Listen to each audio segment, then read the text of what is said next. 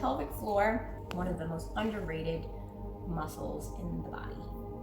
It protects you from herniations, especially if you're working out, lifting heavy weights, doing a leg press or squats. You really want to make sure that you can feel your pelvis and anchor there, right? So what is the pelvic floor?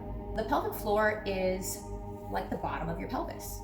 And a lot of times when we think about the core, we only think about the abdominals, the six-pack abs, and we fail to recognize that there's more to the core than just those superficial muscles, right?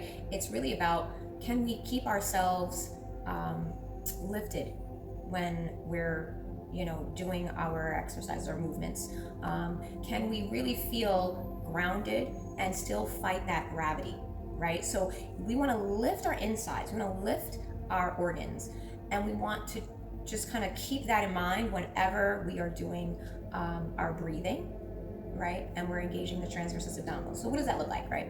So just a simple exercise as breathing, right? Especially after you've had, you've given birth, right? They help for recovery, right? So you'll recover and you'll heal faster by just simply exhaling and drawing the abdominal contents up. So, let's do a couple of breathing exercises.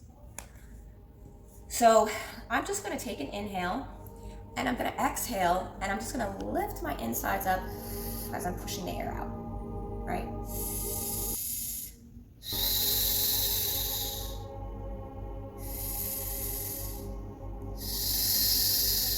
I'm just letting the air fill up, and I'm lifting up from the bottom, right? From my sacrum, from the sit bone area. I lift my insides and push the air out. The transversus abdominals help as well. So if you do have a diastasis, you really want to work on the transversus abdominals. Those are like those corset muscles that come and wrap around to the back of the body. So if you think about, a corset, and when they're like tying it from the back and making it really tight, it's essentially just keeping you aware of keeping this all pulled in, right? So you really want to start with breathing, trying to lift your abdominals and organs up and pushing the air out.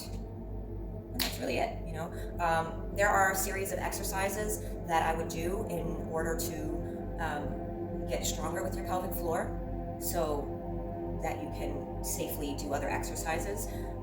Because if you do have a diastasis recti, you do not want to be doing abdominal exercises where you lift your head up like your traditional crunches.